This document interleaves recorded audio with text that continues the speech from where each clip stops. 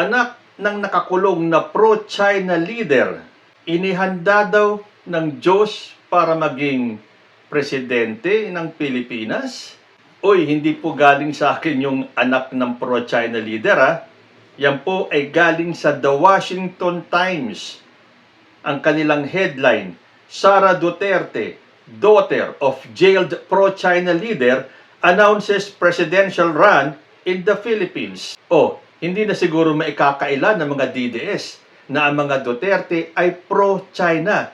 Dahil kilalang kilala po sa buong mundo na si Duterte, si Digong, ay pro-China. Hindi nga ba't galing mismo kay Rodrigo Duterte na inaalok niya ang Pilipinas na maging probinsya ng China? At hindi nga ba, hindi makontra-kontra ni Sara Duterte ang China. Kaya kahit na anong pagtatakip ng mga Duterte, alam na po ng buong Pilipinas at ng buong mundo na sila po, lalo na si former president na nakakulong sa dahig, ay pro-China. At least, tinawag naman siyang leader. Yun nga lang, pro-China leader. So, itong si Sara Duterte, mukhang nangangarap. Ang lakas ng loob sabihin na inihanda ako ng Diyos para maging pangulo ng bansa. Sabi dito sa balita, aminado si Vice President Sara Duterte na hindi niya maipaliwanag ang lahat ng nangyayari sa kanyang buhay. Ngunit naniniwala siyang bahagi ito ng plano ng Diyos para sa kanya. Anya, hindi man niya naibigay noon ang panawagan ng taong bayan na tumakbo siyang pangulo ng bansa noong 2022, kumandidato pa rin siya bilang vice-presidente. Paliwanag ni VP Sara, pakiramdam ko noon na ibigay ko pa rin sa mga tao yung kagustuhan nila. Hindi ko ma-explain. On the hindsight, baka nga ganun ang ginawa ng Diyos para ihanda ako sa pagtakbo ko bilang pangulo. Teka muna, may nakita ba tayo kay Sara Duterte na parang inihahanda nga siya ng Diyos para maging pangulo ng Pilipinas? Paano kaya siya hinanda ng Diyos? Inihanda siya para pagbantaan ang ating presidente, si First Lady Lisa, at si dating speaker na si Martin Romualdez na papatayin? Ang paghahanda ba ng Diyos kay Sara Duterte ay yung bumiyahe siya ng bumiyahe sa ibang bansa para siraan ang ating Pangulo at ang ating bansa? Ganun pala ang paghahanda ng Diyos kay Sara Duterte para maging presidente? Paghahanda ba ng Diyos kay Sara ang gawin ang lahat ng paraan para maagaw ang kapangyarihan kay President Bongbong Marcos? Paghahanda ba ng Panginoon Diyos kay Sara Duterte ang tumakbo sa responsibilidad at yung mga aligasyon na binabato sa kanya? Paghahanda ba ng Diyos kay Sara Duterte yung takbuhan niya, yung dapat na pinapaliwanag niya, yung dapat na hinaharap niya? Ganun pala maghanda ang Diyos sa isang tao para gawing leader ng bansa? Paghahanda ba ng Diyos kay Sara Duterte na sabihin ni Sara na siya ang presidente ng impyerno? At sa tingin niyo, matapos sabihin ni Sara Duterte na siya ang presidente ng impyerno, gagawin siyang presidente ng Pilipinas? Matapos bastusin at tawaging estupido ng kanyang amang si Digong ang ating Diyos, yung ba ang paghahanda? Iba yata talaga ang Diyos nito mga Duterte. Dahil para sa akin, hindi ganyan gumalaw ang ating Panginoon Diyos. Puro negative ang ginagawa ni Sara Duterte. Tapos sasabihin niya, hinanda siya ng Diyos para maging presidente? Mayroon naman daw kasing edge itong si Sara Duterte. Sabi niya, ang edge ko sa aking mga kalaban ay yung kakayahan kong gumawa ng mahirap na bagay. Very general itong sinabi ni Sara Duterte. Ang edge daw niya o ang kanyang lamang ay ang kakayahan niyang gumawa ng mahirap na bagay. Sana man lang inisa-isa ni Sara Duterte kung ano yung mahihirap na bagay na siya lamang ang tanging pwedeng gumawa, na yun ang kalamangan niya sa mga kalaban. Ang kakayahan niyang gumawa ng mahihirap na bagay. Ano-ano kaya yun? Pinag-iisip patuloy tayo ni Sara Duterte. Kayo po, ano po ba sa tingin ninyo itong mga mahihirap na bagay na tanging si Sara Duterte lamang ang may kayang gumawa? At yun daw ang kanyang kalamangan sa kanyang mga kalaban. Siguro yung pagbantaan ng ating presidente, yung manira ng gobyerno, yung manira ng Pilipinas, yung manira ng kapwa, yung ginagawa ang lahat ng paraan para agawin ang kapangyarihan sa ating presidente, ang hindi magpaliwanag sa mga anomalya sa confidential funds, sa DepEd, sa OVP. Ewan ko, hindi ko maintindihan eh. O baka naman yan yung mahihirap na bagay. Ang hirap yatang magbanta. Ang hirap yatang lumustay ng 125 million in 11 days. Ang hirap yatang pumunta ng abroad para lang siraan ng sariling bayan.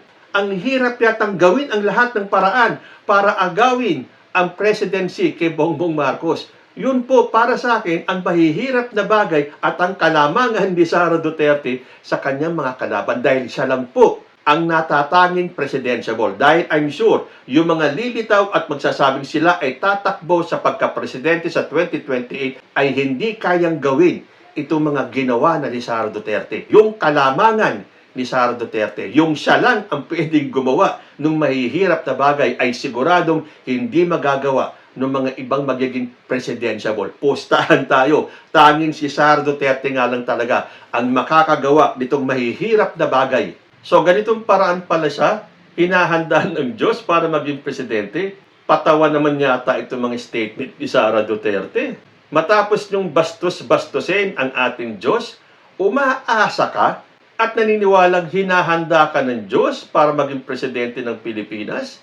Kaya nga itong si Salvador Panelo yung kanilang attorney, believe na believe at paniwalang si Sara Duterte ang magiging presidente sa 2028. Sabi niya, talagang delikado sila sa 2028 kasi nga nakakasiguro na si Inday Sara mananalo yun kapag yun tumakbo. Talagang panalo yun. Not even the combined forces of the Yellows, the Pinks, as well as the allies of President Marcos Jr., walang kalaban-laban yun. O yun naman pala sigurado naman pala kayong mananalo si Sara Duterte sa 2028. Bakit ginagawa nyo lahat ng paraan para pabagsakin ang gobyerno ni Bongbong Marcos? Halatang-halata naman kayo Mga ipokrito, sasabihin yung siguradong mananalo si Sara Duterte sa 2028, bakit ngayon pa lang inaagaw nyo ang posisyon ni President Bongbong Marcos? O huwag kayong tatanggi. Dahil lahat na ng paraan ginawa ninyo. Lahat ng paninira, lahat ng paraan ginagawa ninyo para pabagsakin si President Bongbong Marcos na wala ni isang nagtagumpay. Kaya ngayon, itong 18 Marines naman ang ginagawa nyong paraan para pabagsakin si President Bongbong Marcos. Pero kung talagang malakas si Sara Duterte, bakit siya mismo ang nagsasabi na nababawasan na yung mga kumukumbida sa kanya sa mga events? Sabi dito, fewer invites for VP Sara.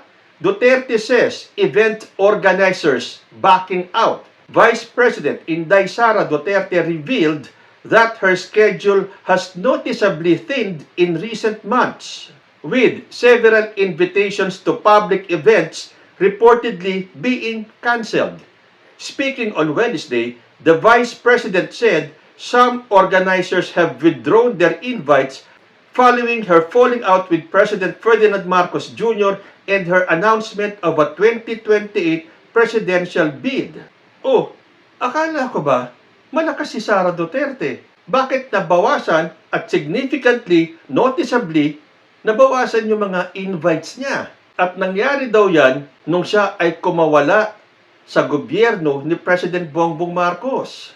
At nung in-announce niya na siya ay tatakbo sa 2028, hindi ba dapat nga mas marami, maka-attract ka, dapat para ka ng magnet. Maa-attract mo na lahat ng tao dahil sinabi mo, ginulat mo pa nga kami, natatakbo ka sa 2028. Bakit ngayon sasabihin mo at inaamin mo na nabawasan noticeably, meaning kapansin-pansin, ang pagbawas ng iyong mga invites o yung mga invitasyon sa'yo para maging speaker ng ganito or ng ganyan. Pero, syempre, hindi papayag si Sara Duterte yan kasi isang kahihiyan yan. At yan ay magpapatunay na bagsak si Sara Duterte. Nabawas ang nagtitiwala sa kanya at naniniwalang hindi siya mananalo sa 2028.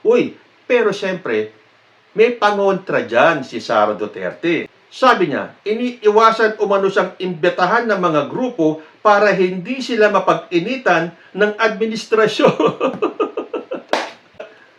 Talagang si Sara Duterte, pahiyang-pahiya na nga Siya na mismo nagsabi na nabawasan yung mga nag-iimbita sa kanya. Pero siyempre, to save face, sasabihin niya, para hindi daw mapag-initan ng administrasyon. Hindi po gawain ni President Bongbong Marcos yan. Pinababayaan niya kayo eh. Halos yurakan nyo na nga ang buhay niya eh. Dinidikdik nyo na nga yung pangalan niya eh. May narinig ba kayo? Gumanti ba si President Bongbong Marcos? Hindi tulad ng mga alipores ni Sara Duterte. Ngayon pa lang, nagbabanta na maghihiganti daw si Sara Duterte. Paghihigantihan daw sila ng kanilang among si Sara Duterte. Tapos ang dialogue ni Sara, wala daw sa kanyang katauhan ang mapaghiganti. Plastic. Plastic ninyo. O, di ba? Para hindi mapahiya, yun nga naman ang sasabihin ni Sara Duterte. Iniiwasan siyang imbitahan para hindi daw mapag-initan ng administrasyon. O, kung talagang malakas ka at siguradong sure win ka sa 2028, hindi na iintindihin ng mga taong umiimbita sa'yo kung magagalit o pag-iinitan sila ng kampo ni President Bongbong Marcos kasi sigurado ka naman ng mananalo sa 2028. So wala na silang pakialam kahit magalit si Bongbong Marcos sa kanila kasi total, ikaw naman ang magiging presidente. Sa 2028, ikaw na ang uupo. So wag nyo na kasing subukang agawin ang presidency kay Bongbong Marcos because that will never happen. And in fact, again, uulitin ko, para sa akin po, Sara Duterte will never be President of the Philippines. Gising na po ang mga tao. Kahit na anong gawin nila. Kaya nga ang aga-aga nagdeklara na si Sara Duterte na tatakbong presidente sa 2028. Mantakin ninyo, 2 years pa ang layo ng susunod na eleksyon. Nagdeklara na siya, natatakbo. Yan po ang sinyalis na natatakot ang kampo ni Duterte na matalo. Kaya ngayon pa lang, dapat magdeklara na siya para takutin itong mga kongresista na huwag pumirma sa impeachment case niya. Timing na timing, di ba? March 2 to 4, tatalakayin na po yung sufficiency in form and substance ng kanyang kaso. So, kailangan, unahan niya. Matakot itong mga kongresistang to dahil pag siya ang naupo sa 2028, tapos ang mga karera nyo. Yan ay kung makakatakbo pa si Sara Duterte sa 2028 at yan ay kung mananalo siya. So, di ba? Saka nakakita ng 2 taon pa ang susunod na eleksyon na dapat nagtatrabaho ka pero ang inaatupag nyo ngayon ay nangangampanya kayo. So, anong ginagawa ng kampo ni Sara Duterte? Pinalilitaw nila sa taong bayan na ang lakas-lakas nila. Ang lakas-lakas, pero ngayon pa lang, nangangampanya na. Yan ba ang tatawagin yung palakas? Kasi kung talagang malakas si Sara Duterte, kahit na 1 month before the election, saka siya magdeklara, mananalo pa rin siya. Pero dahil sa takot nila, ngayon pa lang, kailangan kumbinsihin ang taong bayan na mananalo siya sa 2028. Sino ngayon ang sasabihin yung natatakot? Kami, takot kay Sara Duterte? O si Sara Duterte ang takot sa taong bayan? Dahil kung talagang siya ay inihanda ng Diyos para maging presidente, hindi niya kailangan gawin lahat to. Kahit na hindi siya magdeklara ng maaga na siya ay tatakbo. At hindi niya na kailangan gawin lahat ng paraan para agawin ang posisyon ni President Bongbong Marcos.